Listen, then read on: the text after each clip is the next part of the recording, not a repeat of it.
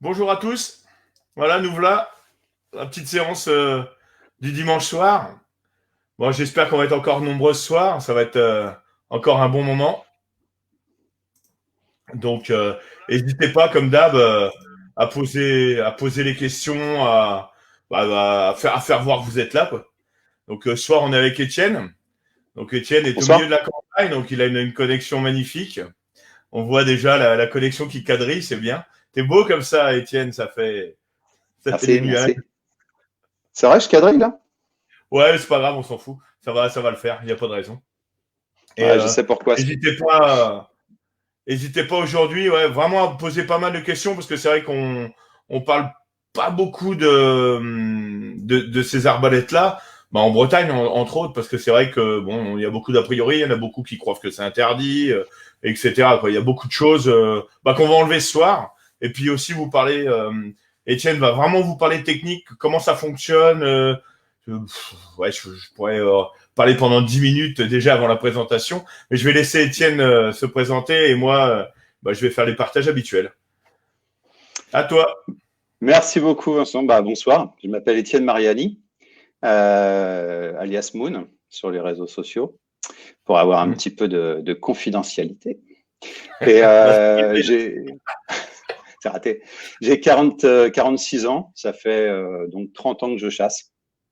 30 ans que je chasse. Ça doit faire 15 ans que je fais mes fusils et 10 ans que je chasse au pneumatique. Voilà. Et dès que j'ai découvert le pneumatique, c'est devenu instantanément une passion en fait chez moi. J'ai trouvé ça immédiatement très pratique, très efficace, et puis ça remplissait aussi mes envies de bricolage parce qu'il y a plein de choses qu'on peut faire avec les pneumatiques. Très simplement, en mélangeant voilà, des pièces du marché, des pièces qu'on bricole, on peut faire ce qu'on veut avec. C'est comme jouer au Lego en fait pour les La grands. question pendant que tu dis ça, excuse-moi, je te coupe direct. C'est pas dangereux à démonter un pneumatique? Si c'est ultra dangereux à démonter un pneumatique, euh, ça demande un tout petit peu d'attention.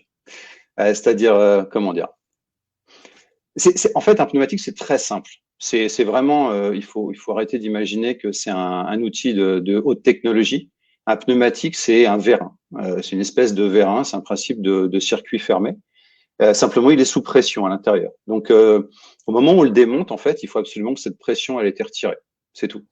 Hum. À partir du moment où il est vidé, complètement vidé, et ça demande une manipulation s'il a un réducteur de puissance. Il faut le mettre dans une certaine position. Les réducteurs de puissance peuvent être différents en fonction des marques, donc faire attention à cette manipulation. Mais il Ouais. faut qu'il soit entièrement vidé Juste avant pas d'intervenir. n'importe quoi. Comment? Je dis, c'était juste ma première question pour cibler le truc, pour dire aux gens de pas faire n'importe quoi aussi par rapport à ce qu'on va expliquer aujourd'hui, quoi. Voilà. Donc le pneumatique, il y a une base, il y a une petite base à savoir avant d'intervenir sur un fusil pneumatique, c'est vrai. C'est que absolument, il faut qu'il soit vide avant de toucher quoi que ce soit en fait. Ouais. Il y a Sacha de Guadeloupe, là, bonjour. Attends, je sais pas où est la caméra. Salut. Bonjour à tout le monde, là. On est déjà une quarantaine, c'est cool. Sacha, il disait, tu vois, c'était interdit jusqu'en 2019, là, en Guadeloupe. Ah ouais? Hmm. Je suis pas au courant. Ouais. C'est possible. Ça m'étonne, mais c'est une législation locale que je ne Ouais. connais pas. D'accord. Donc, du coup, au niveau pneumatique, sur quoi on pourrait démarrer à parler? Parce qu'il y a, c'est large, quoi.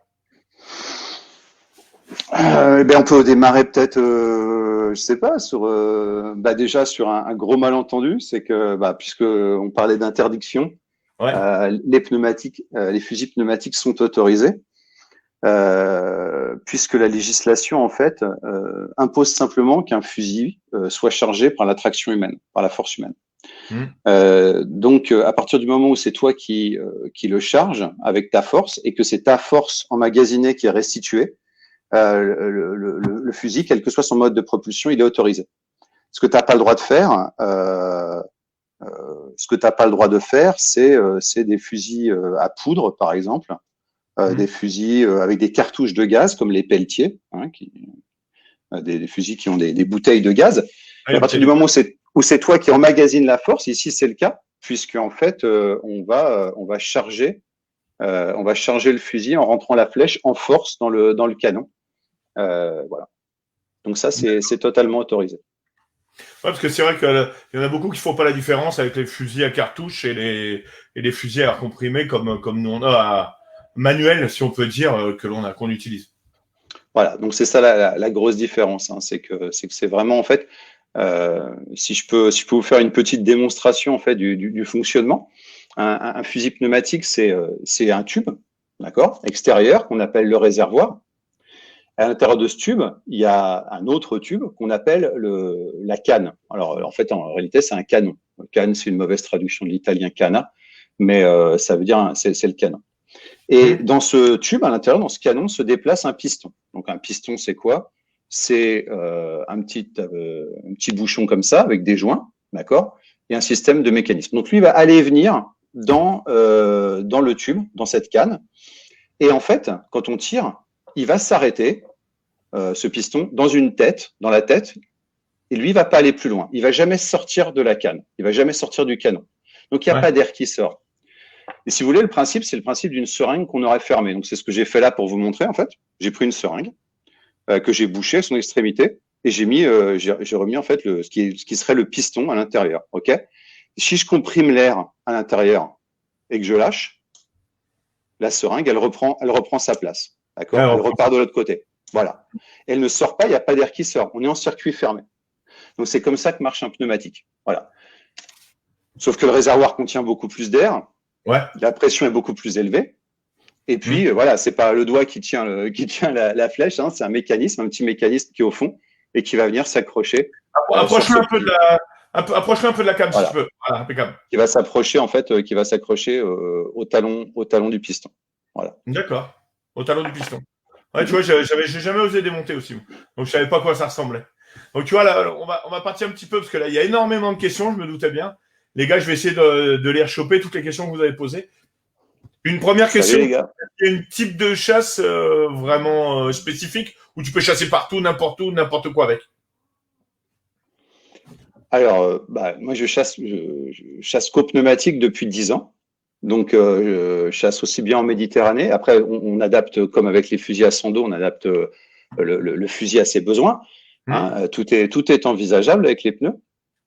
Je dirais que souvent, d'ailleurs, on a une vision qui est très très étroite des pneumatiques. Hein. On n'en voit qu'un seul modèle ou un seul type. C'est vrai qu'ils se ressemblent beaucoup, mais en fait, des pneumatiques, on peut s'en servir absolument pour tout. Hein. Il y a des gens qui utilisent des pneumatiques, par exemple, exclusivement des petits pneumatiques courts, généralement conventionnels pour faire de la chasse à trous, par exemple. C'est des fusils qui vont tirer une flèche assez grosse, voilà, comme un Susten, un Smarest Sten, un grand classique. Hein. Voilà. Pour chasser à trous et puis pour chasser dans les algues. Voilà, c'est un fusil génial pour chasser dans la merde. Hein. C'est des fusils qui sont compacts, qui ont très peu de prise dans le courant, qui se déplacent super vite. C'est des fusils qui sont très maniables. Ils font pas de nœuds.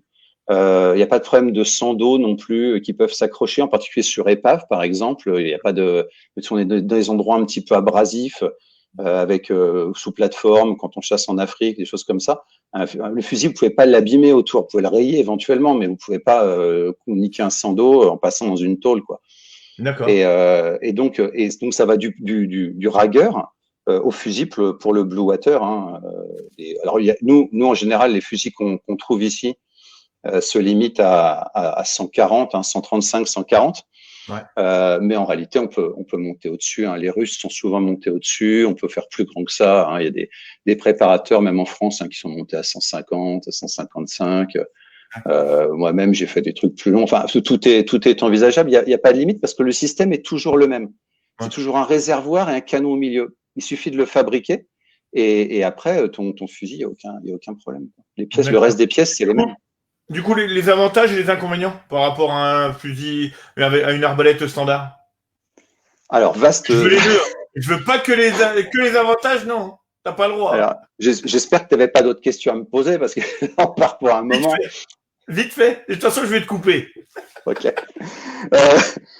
Alors, les avantages et les inconvénients. Bonjour. Alors, Alors, pour commencer, je vais couper le truc en deux parties. D'abord, on va commencer par les pneumatiques conventionnelles, c'est-à-dire les pneumatiques qui n'ont pas de tête étanche. C'est-à-dire ce que tu as montré tout à l'heure, le Sten. Ouais. Je reviendrai après sur le concept de tête étanche. Ok. Les pneumatiques conventionnelles, ça veut dire quoi? Ça veut dire qu'en fait, dans la tête, ça c'est une tête conventionnelle, et quand vous chargez le fusil, la flèche va donc rentrer dans la canne, dans le canon, mais il y a aussi de l'eau qui va rentrer dans le canon. D'accord? Cette eau va rentrer autour de la flèche. Ça veut dire qu'au moment du tir, comme toi sur ton fusil, que tu as montré tout à l'heure, au moment du tir, le piston va devoir chasser la flèche, mais chasser de l'eau aussi. Ok? Alors, le principal problème de ça, c'est l'assiette du fusil. Parce qu'il va devoir, quand notre fusil, il est plein, il y a de la flotte dans le canon, quoi. Cette eau-là, bon, c'est pas très gênant. C'est pour ça d'ailleurs qu'on fait des cannes plus fines. Maintenant, on fait des cannes de, enfin maintenant, des années, mais des cannes de 11, parce qu'il y a moins d'eau autour de la flèche. On peut pas mettre des grosses flèches, mais une flèche de 7, elle marche très bien. Et il y a un petit peu moins d'eau, c'est un peu moins lourd, et donc elle sort aussi un peu plus facilement. Donc voilà, ouais. Ça, c'est des fusils. C'est vraiment les fusils à tout faire. Si moi demain je devais partir faire le tour du monde en bateau, que j'ai pas envie de m'emmerder, je ne connaisse rien en pneumatique, tout, on me dit tiens, je dis tiens, faut que je prenne un fusil pour tout faire.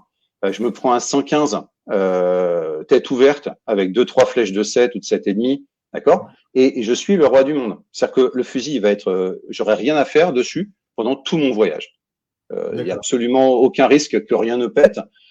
Si je changerais le piston d'origine pour un autre piston, mais à part ça, voilà, le fusil, c'est des fusils passe-partout. Je peux vous raconter une petite anecdote. Il y a une dizaine d'années, j'étais en Colombie dans un petit hôtel très très très isolé, un écologe, et je demande à la dame, je lui dis, mais vous avez pas, j'aimerais bien les chasser, mais bon, j'ai pas pris de matos, tout, j'ai vu des. Elle me dit, ah, mais mon mari, il a ça dans la cabane à côté, mais bon, je crois qu'il s'en est pas servi depuis 3 ans, un truc comme ça. Et le mec, il avait 2-3 Crécy SL, qui étaient là depuis 2 ou 3 ans, enfin, avec les outils de jardin, hein, et il marchait encore. C'est-à-dire qu'en fait, c'est un pneumatique, c'est pas sensible comme truc. C'est quelque chose qui résiste très bien au temps. Il y a très peu de pièces, en fait, qui s'usent, qui s'abîment. Contrairement à ce qu'on pense, dès l'instant qu'on le bricole pas, hein, pour l'instant, je vous dis, hein, qui est bien né, voilà. Oui, j'ai dû bricoler le mien. Ce même un mulet à bout portant, je le pousse. Ouais, bah bon, il y a peut-être un petit truc à revoir sur ton pneu. Ouais, non, mais moi, c'est que j'ai fait de la merde avec, c'est surtout ça. Mais bon, voilà, quoi, les pneus, c'est plutôt fiable. Après, par rapport à ce que tu viens de dire, l'entretien, du coup, là, parce que tu me dis, il y a quasiment pas d'entretien. L'entretien, il coûte plus cher qu'un fusil classique? Ou moins cher? C'est Sacha qui nous pose la question.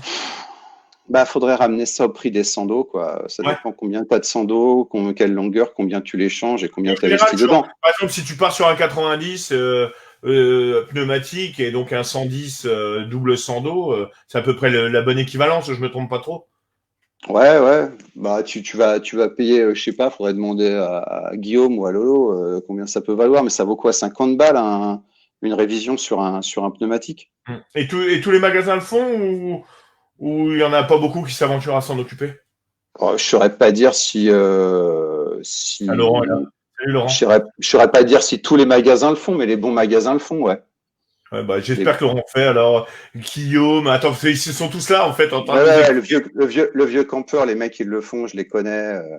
Je les salue d'ailleurs au passage, les gars de l'atelier, et chez Laurent aussi, bien sûr. Hein, ça s'entretient. Après, voilà, les pièces sur un pneu. La question, à mon avis, c'est sûrement parce qu'il veut en faire en Guadeloupe.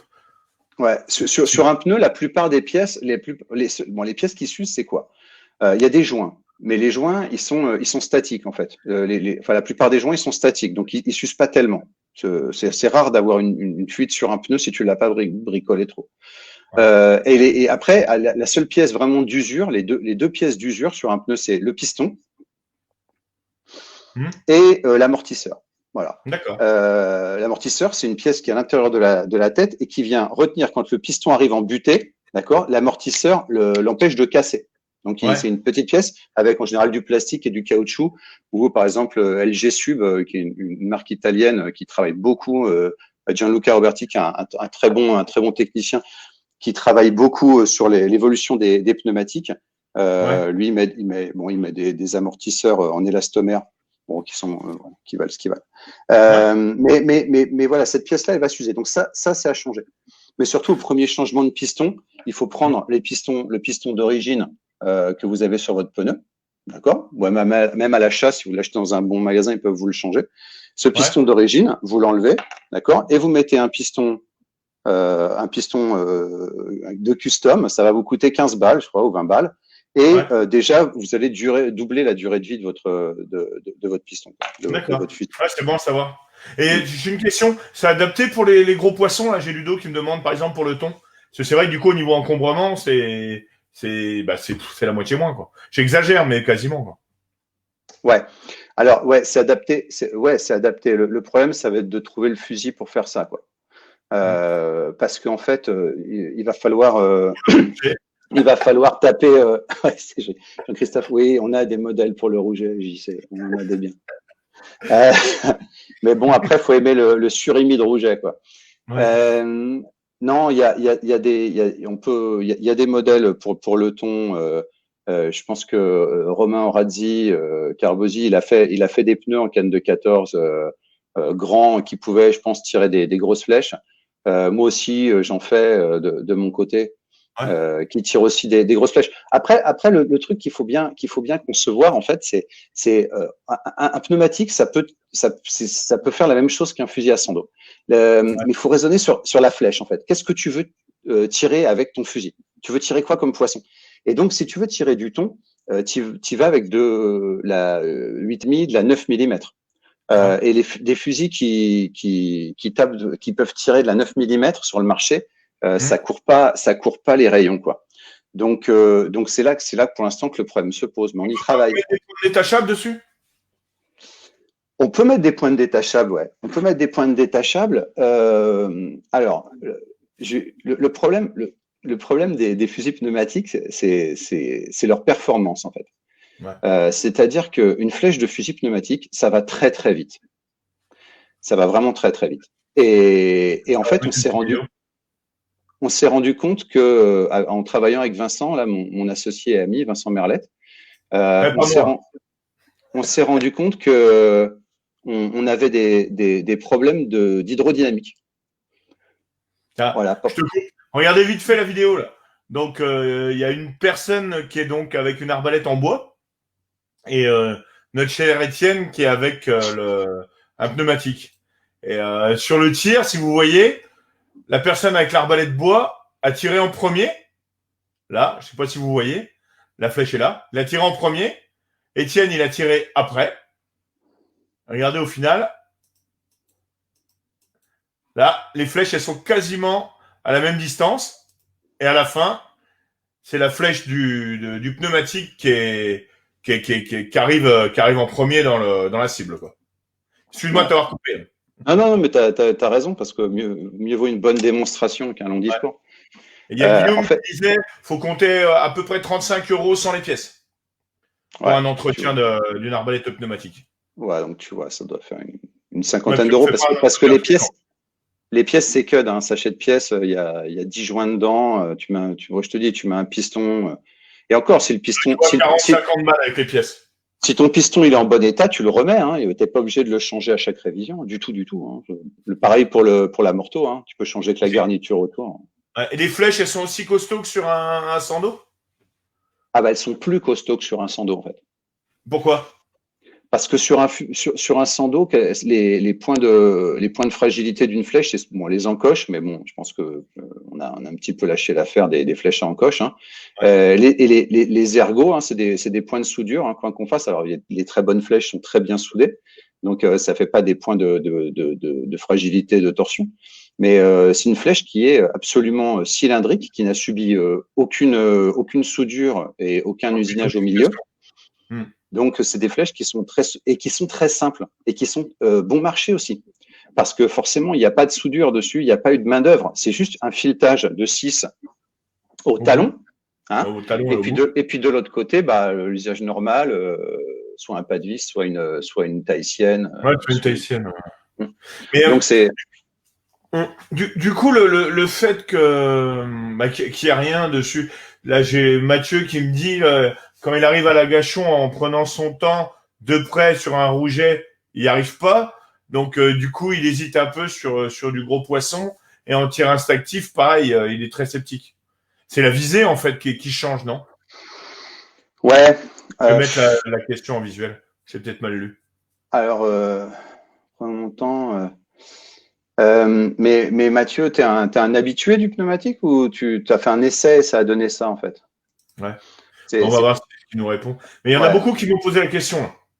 Oh là, vous posez trop de questions, j'arrive plus à suivre. Ouais. Alors pour ce qui est de la Isabelle, pour ce qui est de la précision, salut Rémi. euh, pour ce qui est de la précision, je pense que Jean-Michel Hannibal, des gens comme moi, pour vous dire qu'un pneumatique, c'est extrêmement précis. Le truc, c'est un peu toujours la même chose en fait. Euh, les Le mecs, film Laurent, il dit les mecs, le truc, ça me fait rigoler, regarde. Pour ou contre le polissage de la canne. titre. Écoute, Réponds pas. moi je suis pas très polissage de canne, Lolo, tu le sais. Voilà, je suis pas, c'est pas. Pour moi, une canne, elle est bien comme elle est. Mais bon, il y a des gens qui sont très perfectionnistes et qui veulent absolument que la canne soit polie. Autant ouais, sur les pièces du mécanisme, par exemple, à mon avis, c'est un vrai plus. Autant, ouais, la canne, le canon, l'intérieur du canon, faut qu'il soit lisse, qu'il soit propre. Évidemment, faut pas qu'il soit rayé. Mais, mais, mais bon, après, le caractère abrasif de l'anodisation de l'aluminium dans un canon, il est pas, enfin, il n'est pas démontré non plus que ça ralentisse vraiment le piston. Bon, après, ça On peut. revient à la visée. On revient à la visée. Pardon, ouais. La visée. Alors, la visée, en fait, c'est surtout une question de, comme tout, hein, c'est une question d'habitude et de pratique.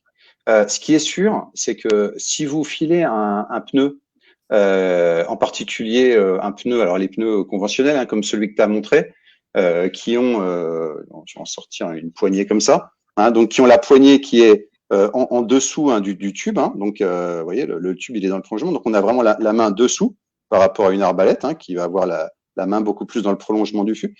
Au moment de la visée, en fait, on va pas y arriver. Hein.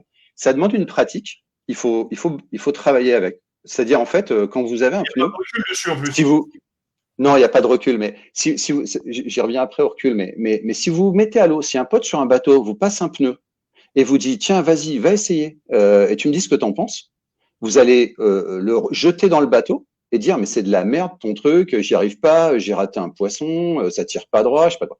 C'est sûr et certain. Il y a beaucoup plus de différence entre un pneumatique et les autres fusils à 100 dos que vous avez pu essayer dans votre vie, hein, qu'entre tous les fusils à 100 dos.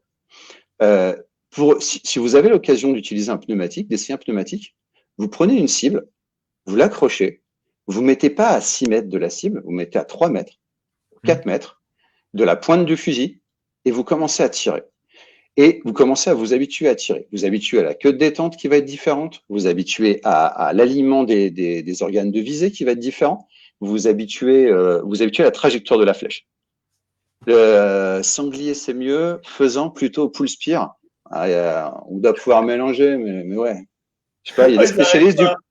Est-ce qu'on a des spécialistes du pull spear dans le secteur? Ah, mais tu verrais que les conneries qu'ils écrivent, t'as pas le temps de tout lire, mais. J'avoue que j'essaye même pas parce que sinon je Non, vais dire de essaye la pas. merde. Je, Ouais, ouais. je vais m'enrouler là si je lis, je lirai après. Mais ça, Ouais. il y a de la litée. Hein. Ah oui, Donc oui. voilà, le truc, c'est travailler, s'entraîner.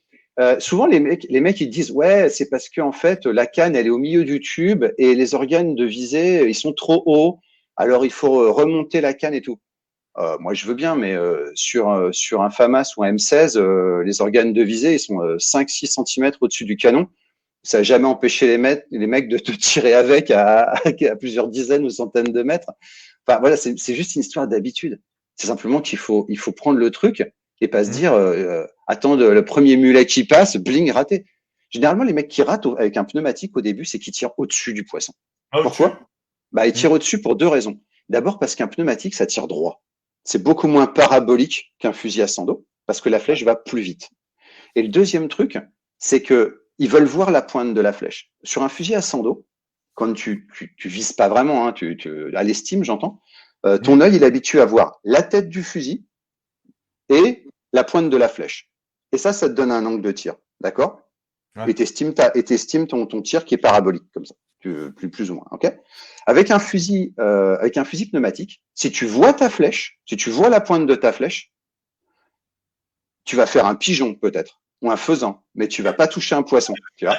Moi, Parce que je si tu vois ta tête de fusil, ton ogive, hein, j'en ai pas là, mais tu vois ton ogive et ta pointe de flèche, ça veut dire que tu vas carrément, voilà, si t'alignes le petit guidon qui est devant là et la pointe de la flèche qui dépasse de peu, hein, c'est sûr que tu vas passer au-dessus. Donc le premier truc, c'est s'habituer à tirer. Il faut s'habituer à tirer. Ça, on tire au fusil pneumatique comme on tire au pistolet. Il a raison, Jean-Michel. Il faut aligner les organes de visée. C'est-à-dire qu'il faut aligner la hausse, ici, avec le guidon que tu as montré, la pointe. Tu les mets l'un dans l'autre. Comme au ball trap, d'accord? Non, ça c'est juste pour t'habituer à tirer au début. Tu t'habitues à tirer. Une fois que tu l'as intégré, bah, tu peux tirer comme ça, à la cow-boy. Tu peux tirer comme tu veux. C'est pas. Moi, j'en ai autant qu'avec les sandos, quoi. Je vise jamais. Une fois que tu t'habitues à tirer, moi, jamais j'aligne les organes de visée. Je tends le bras et je tire. Mais comme tout le monde avec son fusil, quand tu as l'habitude, quoi.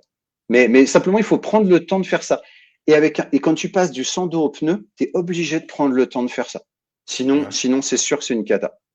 Mais après, je veux dire, voilà, quoi, les gens qui chassent avec des pneus et qui sont là, souvenez-vous, Bibou, quoi, Savornin, les tirs de ouf qu'il faisait, voilà, Jean-Michel, c'est un sniper, tous ces mecs qui chassent aux pneus, regardez les vidéos, vous allez voir qu'il n'y a pas de problème de précision avec les pneus, hein, c'est sûr et certain.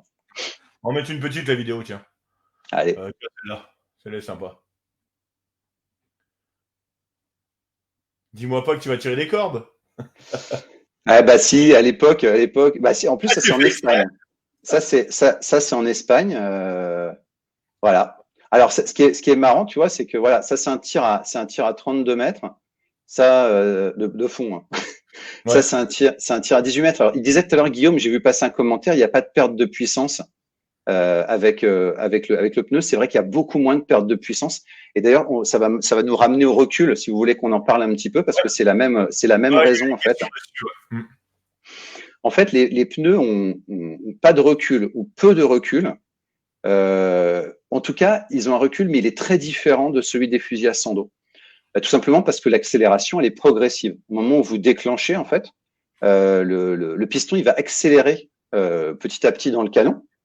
Et donc, vos muscles, en fait, ont le temps de s'habituer au recul du fusil. Donc, le premier truc, c'est que vous n'avez pas ce côté explosif que vous avez avec des sandos, hein, quand vous avez 2-3 sandos qui partent d'un coup, où tout le maximum d'énergie est donné d'abord, instantanément, par les sandos quand ils démarrent. Là, c'est beaucoup plus progressif. La flèche va accélérer et donc, tous vos groupes musculaires ont le temps de prendre ce recul. Ça, c'est un point. Mais le plus important de tout, c'est que sur un fusil à 100 dos, ce qui fout le recul, c'est les sandos. C'est-à-dire qu'en fait, c'est la traînée des sandos en partant vers l'avant qui va créer une force dans un sens et que vous allez vous prendre. Et cette force-là, elle n'est pas transmise à la flèche. Souvent, les gens, quand ils tirent avec un pneu, le premier coup, ils disent « Moi, ça envoie pas ton truc. » Bah, ça envoie pas, mais si tu regardes dans la cible, si elle est arrivée, ta flèche, elle est allée plus profond que celle du mec avec des sandos à côté qui, lui, s'est fait arracher le poignet. Du coup, la portée, on a la même portée ou c'est plus puissant, quoi, si tu vas plus loin avec un pneu, en même catégorie d'arbalète? Bah, en catégorie d'arbalète, c'est compliqué à dire, en fait. Hein. Sur un 90, l'équivalent d'un 90, c'est un quoi, un 6? Alors déjà, je sais pas. C'est pas évident. Les longueurs, en fait, ça a toujours été. Je vais dire une connerie. On en a parlé hier. Je vais me prendre un titre. Les longueurs, ça a toujours été un problème pour moi. L'histoire, en fait, il faut partir du projectile. Tu tires quoi, en fait? Tu tires quoi? C'est-à-dire, si tu tires, on va prendre deux flèches correspondantes. Une 130 en 7 mm, par exemple. C'est une flèche que tu vas tirer, que, si je ne me trompe pas, un 90 à 100 dos, ça, une 130, un 100 à double 100 dos, tu vas tirer ça? Ouais. Une flèche de 130, c'est ça? Tu mets 30 cm de plus, à peu près. Ouais, c'est ça. Et ça, c'est une flèche que tu vas tirer avec un 125 à pneu. Alors, est-ce qu'un D'accord. 125 pneu tire plus loin qu'un 90? Alors ça fait pas l'ombre d'un doute. Ouais. Ça fait pas l'ombre d'un doute. Tu as plus de portée. Tu as plus de portée, mais tu as plus de portée parce que tu as plus de vitesse. Après, c'est de la balistique. Hein. C'est pas. Ah ouais. Le truc, c'est qu'un fusil pneumatique, c'est un système qui est logique. C'est-à-dire que la flèche, elle est propulsée dans l'axe par un talon. Ouais. Souvent, sur un fusil à 100 dos, la flèche, elle est comme ça et les 100 dos, ils sont comme ça. C'est-à-dire qu'ils sont dans la tête devant, ici, Ouais. je vais mettre là, et puis ils vont passer dessus pour aller s'accrocher. Donc déjà, les 100 dos font ce mouvement-là pour que la flèche fasse ce mouvement-là. Donc il y a du frottement en dessous dans le guide flèche. Bon, ça fonctionne bien, mais c'est un peu moins performant d'un point de vue mécanique, en fait. Ouais, mécanique. Alors, Ouais, c'est logique. alors que un fusil pneumatique, en fait, la flèche est propulsée exactement dans l'axe de la flèche, par son centre, d'accord. Et donc, elle va avoir une trajectoire forcément une propulsion qui est beaucoup plus logique physiquement. Ah, puis c'est linéaire. Et elle est propulsée beaucoup plus longtemps. Il faut savoir que quand tu projettes l'énergie cinétique, hein, c'est le résultat d'une force initiale et d'une longueur de propulsion. Donc, souvent, les fusils à 100 dos, on mise beaucoup. Je parle pas des rollers, hein, je parle des fusils à 100 dos conventionnels. On mise beaucoup sur les 100 dos. On met plein de 100 dos. Mais en fait, sur un fusil à 100 dos, la flèche, elle est tractée relativement peu de temps par rapport à la longueur du fût. Hein. Alors que sur un pneu, elle est propulsée pendant beaucoup plus longtemps. C'est ce qui lui donne cette vitesse, en fait. Voilà. Et il n'y a pas tous les phénomènes parallèles, parasites, comme le recul. Par exemple, le recul, c'est un phénomène qui fait perdre de la puissance au fusil. Beaucoup. Parce que toute l'énergie que vous allez absorber avec votre bras, c'est de l'énergie qui ne sera pas transmise à la flèche. Voilà. Alors que sur un pneu, il n'y a pas ce problème. Ouais. Il y a Laurent là qui nous parlait du Dream Air, t'en penses quoi? Alors, je sais pas. J'ai vu les schémas. J'ai vu quand le créateur communiquait là-dessus. Alors, ce que je sais en fait des pneus en général, c'est si on remonte un petit peu l'historique des brevets, de tout ce qui a été fait, il y a énormément de littérature sur les pneus. Il y en a écrite, orale. Il y a des choses qui se savent aussi. Et tous les trucs compliqués ont fini dans des tiroirs. On a beaucoup travaillé nous aussi avec Vincent dans notre petit projet là sur des trucs de détente hydropneumatique, il y a des trucs qui sont brevetés, il y a des qui sont déposés, voilà, pour faire des choses, tenez par exemple un fusil génial. Enfin, je vais vous apporter un bout ici, le Mirage Marès, incroyable hein, cette crosse. Hein. Ben, les mecs qui connaissent les pneus ont déjà vu ça quelque part. Un fusil incroyable pour l'époque. Ce fusil, ça, je sais pas quand ça a été sorti, hein, peut-être qu'ils le savent, Lolo. Un régulateur de puissance de malade. Oui, on en a parlé tout à l'heure, Lolo. Il y avait un système de double canne tu pompais en fait, et ça te permettait de vider le canon pour pouvoir charger sans force. Ben, tu faisais tomber la pression à l'intérieur de la canne pour pouvoir le charger sans faire d'effort. Et tu pouvais le monter à 30 bars, le truc. Voilà. Bon, bah, voilà quoi. Laurent, on en a parlé tout à l'heure. T'as pas écouté? Donc, l'intérêt de le visser, c'est qu'au lieu qu'il y ait de l'eau autour de ta flèche à l'intérieur de ton arbalète, il y a de l'air. C'est ton fût est étanche. Alors, il n'y a pas d'air, il y a du vide. Oui, du vide, pardon. Oui. Voilà. Donc, en fait, on prend cette tête là, cette jolie tête d'origine, d'accord. On en fait un joli presse-papier et on la remplace par une tête. Alors, il y a deux versions essentiellement. Après, c'est des histoires de marques de trucs. Il y a grosso modo deux versions qui existent. Ça, par exemple. Alors, ça, par exemple, c'est monté en série hein, sur les Salvimar. C'est une tête Salvi, canne de 13. Alors, dessus, c'est un joint, ce qu'on appelle les joints coniques. Un joint conique, c'est ça. Ce petit joint-là, voilà, je vous le montre. Ouais. Voilà, un petit joint. On passe la flèche dedans. Petit talon de flèche, ça rentre. L'eau rentre pas, on charge le fusil. Et là, on se retrouve avec du vide autour de la canne. Et un vide sérieux. Hein. Moi, j'ai mesuré avec des vacumètres là pour mes têtes, pour voir un petit peu comment ça marchait. On arrive à des 0,95, moins 0,95, moins 0,96 bar, c'est-à-dire qu'on est sur du vide sévère, quoi. Donc, quand le piston part, au lieu d'avoir à chasser l'eau qui est dans le canon, il bouge dans le vide, en fait. Il a que la flèche à pousser. Et le résultat, il est très, très, très différent. À plusieurs titres. D'abord, la flèche, elle part beaucoup plus vite. Deuxième chose, ça fait beaucoup moins de bruit dans l'eau, parce que l'eau, en sortant par les trous de la tête, eh ben, elle cavite, hein, elle fait plein de bulles d'air et d'eau, ça fait et ça fait quand même pas mal de barouf. Ouais. Le fusil, il a une très bonne assiette, puisque en fait, au lieu d'avoir de l'eau dans la canne, il a du vide, donc il pique beaucoup moins du nez, il est beaucoup plus léger. Et aussi, ça respecte beaucoup mieux l'état de votre canon. Surtout si vous avez une canne en aluminium, comme c'est le cas dans le marché, vous allez beaucoup moins l'user, parce que la canne, l'air de rien, quand même, elle prend des petits jetards, un peu de sable, un petit peu d'usure, de gratouille. Et en fait, c'est des zones en fait ça qui sont moins protégées par l'alumine, hein, par l'amidisation, et qui vont avoir tendance à peut-être un petit peu à s'oxyder. Donc voilà, la canne est mieux protégée. Le défaut du truc. Qu'on m'a posé plusieurs fois, excuse-moi, je te recoupe. On peut charger dans l'eau, hein, l'arbalète. Ah bah on doit charger dans l'eau. On doit charger dans l'eau, je vous rappelle que c'est interdit d'avoir. Je n'y ai pas répondu et tu vois, Etienne me pose la question encore. Et pareil pour un départ de plage, il n'y a aucun problème avec le sable, avec tout ça, avec le kit étanche du coup. On a toujours peur de foutre du sable dedans, tu vois. Ouais, alors bon, il y a aucun problème. Si tu plantes le gun tête étanche dans le sable avant de partir, je te garantis pas qu'il y a aucun problème.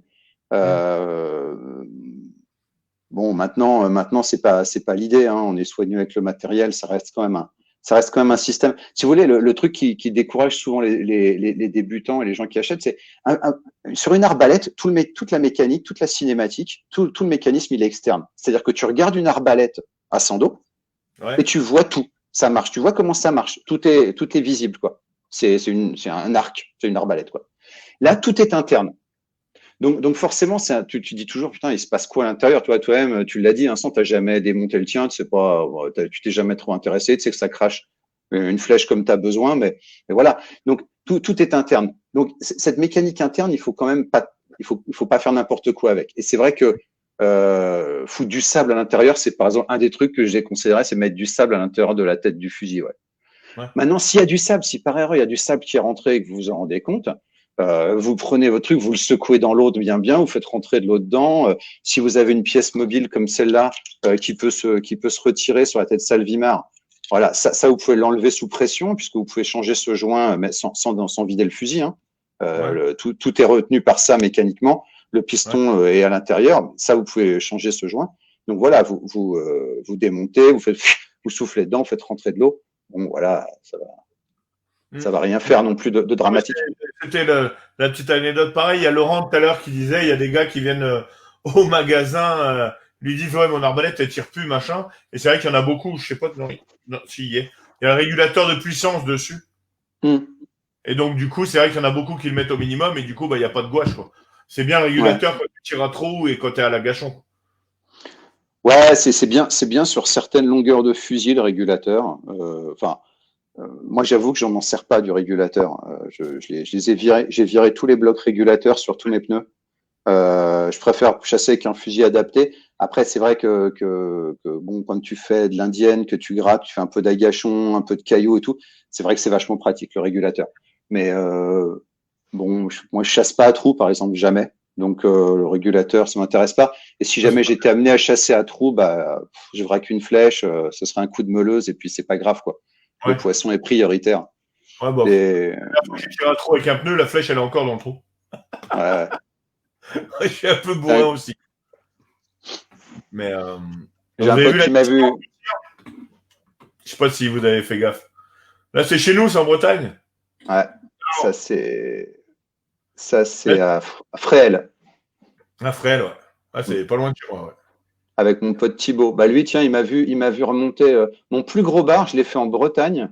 et je chassais au 135 hybride avec une 7, une 7,5, je sais plus.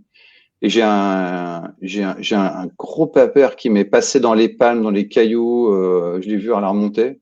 Je sais pas si je t'avais filé la vidéo. Et je l'ai tiré du dessus dans les cailloux. Bah, la flèche, elle était comme ça.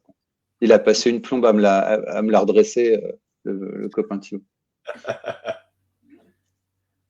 Mais ouais, c'est vrai que après, là, il y a les anecdotes sur l'entretien. Oui, c'est vrai que moi, je suis un peu bourrin avec mes arbalètes. Je crois que celle-là aussi, elle est. Ah non, celle-là, elle est en pleine forme. Tu connais le bon vieux petit coup de crosse qui sert pas forcément à grand chose, mais moi, j'aime bien taper sur les cailloux. Ouais, moi Les, aussi.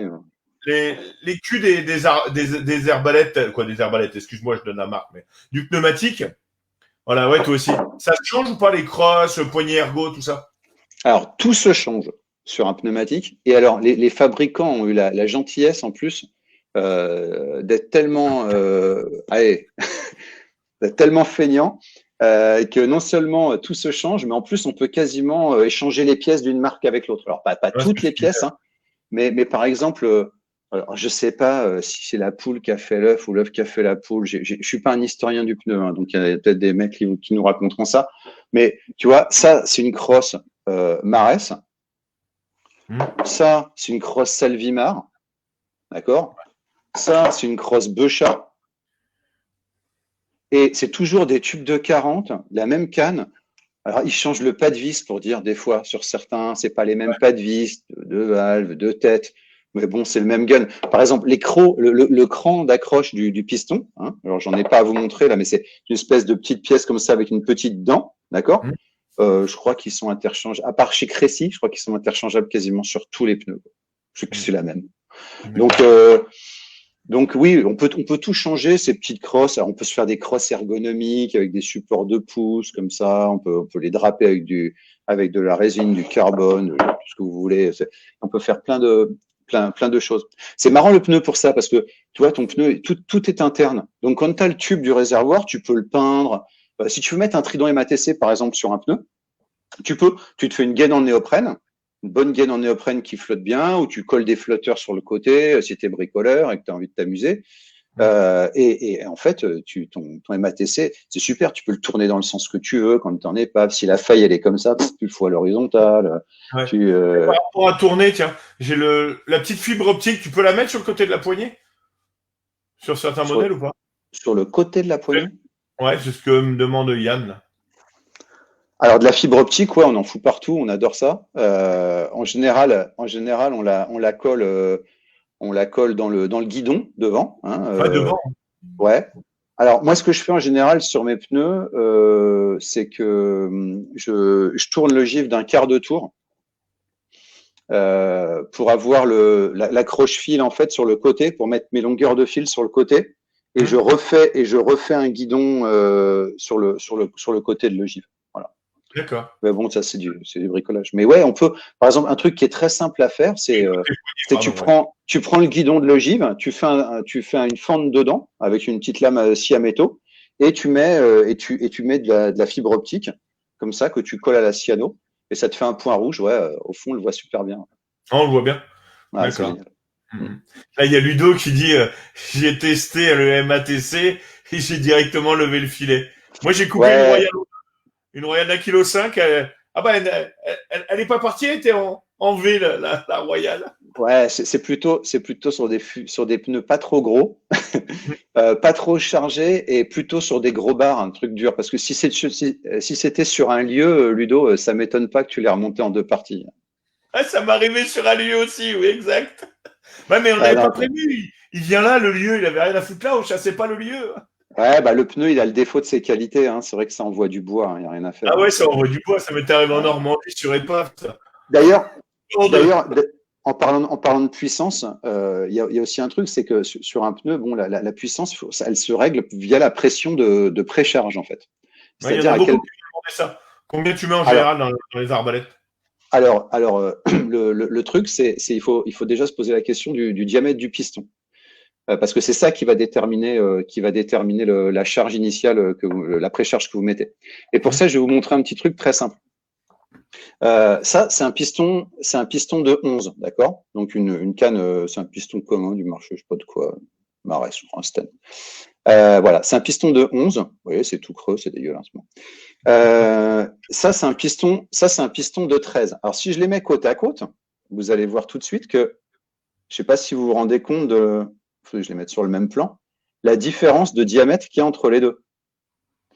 Et ça, c'est un piston de 14. Bon, ça, c'est de chez nous, là, avec Vincent, chez Skila, on utilise des pistons de 14, hein, comme d'autres. Voilà. Vous voyez la différence? Ok. Un piston de 11, ça transmet à peu près une fois la pression en kilos. D'accord? C'est-à-dire que si tu mets 25 bars dans ton fusil, lui va transmettre 25 kilos de charge initiale. Un piston de 13, c'est 1,3 fois la pression initiale. Et un piston de 14, c'est 1,5 fois la pression initiale. Ça veut dire quoi? Il ne faut pas raisonner en termes de... faut pas se dire que plus le piston est gros, plus c'est puissant. Il faut dire, quelle est la pression idéale pour propulser ma flèche? Alors, si on prend une flèche de 7, par exemple, reprenons l'exemple de tout à l'heure, une flèche de 7 par 130 ou 140, hein, à mon avis, la pression idéale sur une flèche de 7 mm, c'est aux alentours de 25 kg, 25, 26 kg, mais pas plus, quoi. Donc, si tu as un piston de 11, bah, tu mettras 25 bars. Voilà, 25 bars, c'est ce qu'on met en général dans un Sten, dans un arbalète, 25, 24, 26, ça va dépendre. Si tu as une canne de 13, un canon de 13, bah, tu vas mettre 19 bars parce que ça va te donner 25 kg de pression derrière, de poussée sur ton piston.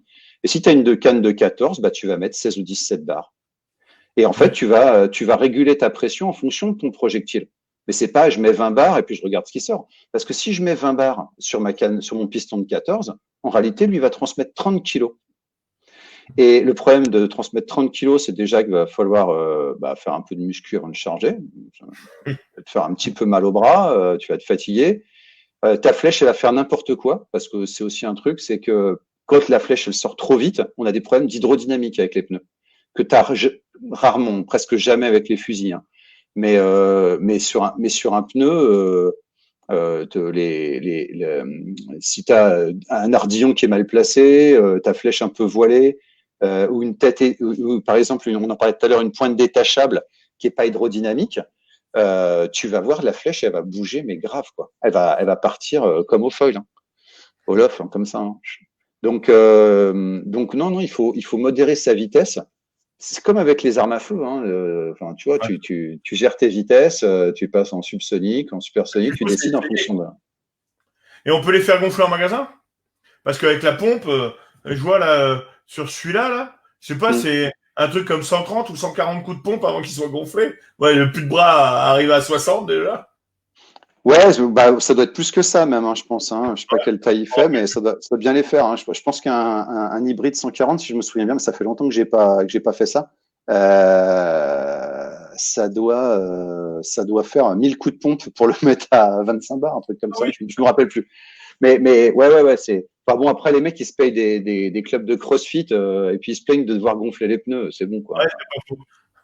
Ouais, ça se gonfle en magasin. Ça se gonfle en magasin.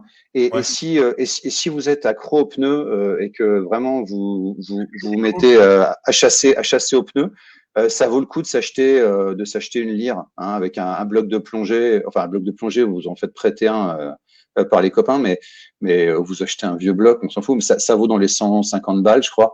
Et on peut pas le gonfler comme on gonfle les pneus avec l'embout qu'il faut. Un compresseur domestique, ça monte difficilement au-dessus de 5 bars, quoi. Ouais. Après, il y a des bricolages avec des compresseurs de frigo et tout, mais ça, je vous laisse aller gratter YouTube. C'est pas mon truc. Mais oui, en magasin. Écoutez, de toute façon, je vous dis, on n'a pas, sauf à vouloir se faire plaisir à démonter, il n'y a pas trop c'est rare, quoi, d'avoir à gonfler les pneus bricolés.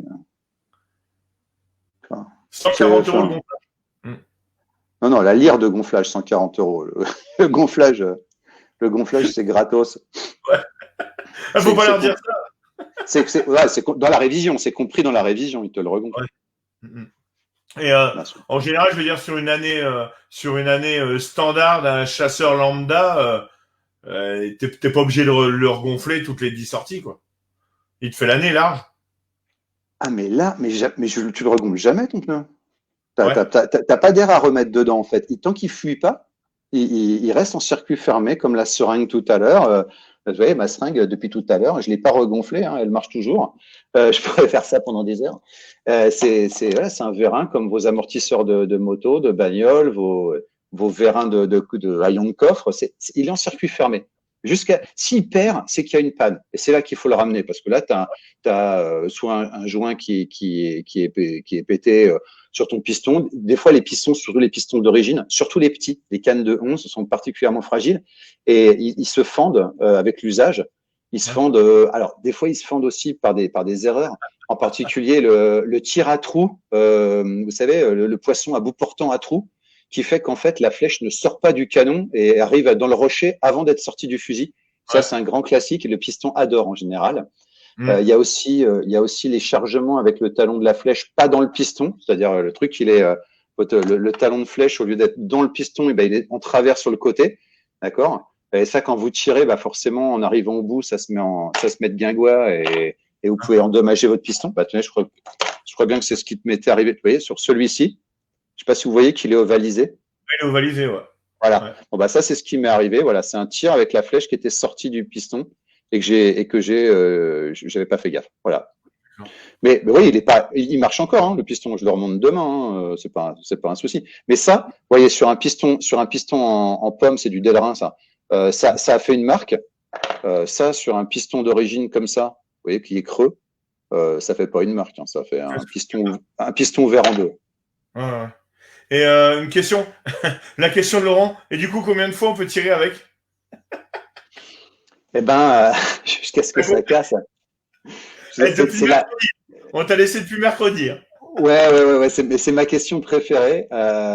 C'est ma question préférée. C'est l'équivalent de vous restez longtemps dans l'eau à respirer votre oxygène dans vos bouteilles qu'on pose au buleux. À nous, c'est combien de fois on peut tirer avec un pneu? À l'infini, quoi. À l'infini. Et le stockage, tête en bas, c'est préférable? Comme dit Yann, me demande Yann. Écoute, je me suis jamais trop posé la question. J'ai envie de te dire, tant que ton huile elle est propre à l'intérieur, tu le stockes un peu comme tu veux. Il faut qu'il y ait de l'huile partout. Donc j'aurais tendance à dire que tête en bas pendant un temps et puis après le mettre dans l'autre sens pour que tous les joints restent lubrifiés par de l'huile, quoi. Après, si jamais ton huile elle a 3 ans et que c'est devenu de la mayonnaise, je te dirais que le sens dans lequel tu vas le stocker n'a pas beaucoup d'importance. Ça n'a pas beaucoup d'importance. Ouais, l'idée, en fait, de l'entretenir de temps en temps, quoi. On en revient là tout ce qu'on a pu parler là depuis une heure. Ouais. Faut s'y tenir pour viser, faut l'entretenir correctement. Voilà. Jean-Mi, il parlait de rinçage. C'est vrai que c'est important le rinçage. On pourrait après on pourrait parler des matériaux qu'on utilise pour faire ça. Et c'est vrai que les. On fait à la pompe à vélo. C'est vrai que bon, l'aluminium, ça aime bien être rincé. Ça aime pas non plus tellement être au contact d'autres métaux. Donc attention à pas laisser des flèches coller dans vos têtes ou des trucs comme ça, quoi. Méfiez-vous des mélanges des groupes électrolytiques, style inox aluminium. Ça fait pas bon ménage. Donc bien rincé. Mais je te dirais qu'en fait, un pneu, tu le fais entretenir quand il tombe en panne, hein, quasiment. Après, voilà. Okay. Si t'es super soigné qu'en hiver tu t'en fous et que t'as envie d'avoir toujours un pneu qui marche, tous les hivers tu l'emmènes au magasin et puis tu payes tes 50 balles comme tu changes tes sandaux et puis ton pneu il repart nickel pour la saison. Ça ce serait la raison. Moi j'ai tendance à un peu pas rincer mes pneus, les sortir de la housse quand je vais chasser avec et j'avoue que j'ai jamais de problème, quoi. C'est un truc de bourrin, en fait. Le seul truc qui est fragile sur un pneu, seul truc sensible, c'est ça. C'est ce que je vous montrais. C'est la tête étanche. OK? Il paraît que les pneus rouges tirent plus vite que les pneus bleus. C'est vrai. Si le pneu rouge est à moi, oui, indubitablement. Si le bleu, c'est celui de Vincent, c'est sûr que je perds l'escalier. Voilà, ça, c'est la pièce d'usure, c'est le truc qui va craquer. Ouais. Bon, il faut savoir que ça, par exemple, c'est donné pour des flèches de 6 à 8. En réalité, je vous déconseille de passer autre chose que au-dessus de 7 dedans. En tout cas, les talons de 9, c'est pas conseillé. Après, il y a des mecs qui font des joints pour ça. Il y a un mec en Italie là qui marche très fort en ce moment là que j'ai découvert sur Facebook là, Duccio Lipolis là, qui a un groupe d'amateurs de pneumatiques, mais qui est usineur et il fait visiblement des joints lui il dit qu'il fait des joints qui tiennent très très bien, des têtes super et tout. Je connais pas son matériel, mais il a l'air de super bien bosser. Le truc c'est voilà, faut se renseigner un peu, avoir des trucs qui soient adaptés. LG Sub, moi j'ai beaucoup chassé avec des têtes LG Sub, j'aime beaucoup, c'est un autre concept, c'est pas un joint conique, c'est en fait il y a un petit coulisseau, il faut un coulisseau sur la flèche, et dans le coulisseau il y a un joint, donc un joint dans la tête, un joint dans le coulisseau, et après le reste voilà c'est un système de vérin, de joints toriques. Et vous savez les pneus il y a rien de sorcier, c'est vraiment, enfin, pour de l'industriel, pour du pneumatique, pour un mec qui fait des systèmes de pneus pour l'industrie, trucs comme ça, c'est l'âge de pierre, quoi. Enfin, c'est vraiment, c'est très simple en fait. Bah, c'est bien, c'est bien. C'est beau le très simple, parce que j'allais justement dire qu'on arrive à la fin du live, donc ta phrase est magnifique, et le pneu, c'est très simple. Donc là, vous voyez, ça fait déjà 1 heure qu'on est ensemble, ça passe super vite. Vous avez encore énormément de questions à poser. Et si essayez, il n'y a aucun souci de continuer, continuez de poser des questions sur la vidéo, même quand elle sera finie, même les personnes qui regardent en off, plus en live, quoi. Et parce on va voir avec Étienne là si tu as la possibilité à temps perdu d'aller répondre aux questions, parce qu'on en a pas mal auxquelles on n'a pas répondu. Ouais, bien sûr, avec plaisir. Je pense que je me doutais, je dis à mon avis 1 heure ça va être tendu. Mais c'est ça. Mais je préfère, on essaie de garder l'heure, c'est bien, parce qu'après il y a l'apéro, c'est important, surtout le dimanche soir pour être en forme le lundi. C'est le meilleur apéro du week-end. C'est clair. Moi, j'espère que tous ceux qui envoient des messages, ils sont déjà à l'apéro. Moi, j'ai renoncé pour des raisons. Je me suis dit, il y a peut-être des enfants qui regardent. Donc, moi j'évite parce que je bois déjà trop l'apéro en général. Martial, il m'avait dit qu'il viendrait avec des bières, mais je l'attends toujours. Non, il est pas là, ou il est resté timide peut-être, ça lui arrive. Non, ça lui arrive pas. Ça lui est jamais arrivé, mais pardon, peut-être là. Je te jure. Non, en tout cas, je te remercie bien, c'était vraiment cool. C'est moi qui te remercie. On a encore été super nombreux ce soir. C'est vraiment plaisant. Là, le prochain, on va dire, les prochains lives, on va partir sur 4-5 lives un peu différents de ce que j'ai fait depuis le début d'année. Là, on va faire si on peut dire, des lives pure marque, pour vous montrer les nouveaux produits qui sont sortis, des produits aussi qui fonctionnent super bien. Donc, je vais inviter des sponsors, des commerciaux de marques. Donc, ça va être, on va faire ça jusqu'à fin janvier, je pense, je vais essayer de passer à peu près les grosses marques connues. Je pourrais pas les faire toutes, c'est pas possible. Et donc, du coup, j'espère que ça va vous plaire les prochains. N'hésitez pas à me donner votre ressenti, et puis, à partager, comme vous le faites déjà beaucoup, à partager les lives et les publications que je peux faire. Et du coup, je vais créer un jeu à partir donc je pense que je vais le mettre en route la semaine prochaine. J'espère que ça vous plaira. Il y aura pas mal de choses à gagner intéressantes. Donc voilà, je te laisse le mot du fin. Le mot du fin, c'est magnifique. La parole de fin. Écoute, j'espère que vous avez appris des trucs sur les pneus. En tout cas, que vous aurez pas peur d'essayer, de prendre votre temps pour essayer, parce que c'est un truc qui peut être vachement intéressant. Et si vous décidez de pas chasser aux pneus, ce que je comprendrais parfaitement, parce que je suis pas là pour vous convaincre, que ce soit pour les bonnes raisons et pas parce que tonton Gérard a dit que ça faisait du bruit ou que c'était pas fiable, mais que voilà, vous avez tenté le coup, et que au bout du compte, vous avez décidé si c'était bien ou pas, si c'était ce que vous vouliez ou pas, en ayant insisté. Et puis Vincent, je voudrais te remercier pour ce que tu fais, pour ces lives, pour ton dynamisme, pour ton engagement, pour dynamiser la com sur la chasse. C'est vraiment un plaisir de se réunir là, avec tout le monde, avec les copains, avec tous les amateurs de pêche et de parler ensemble. Et moi, je découvre plein de trucs pendant tes lives. Et voilà. Et merci de continuer. Merci du temps que tu prends pour nous. Ouais, mais j'essaye. Et je vais essayer de continuer. Avec grand plaisir. Allez, je vous fais une bise à tous. Au Cool. revoir. Salut, bonne soirée.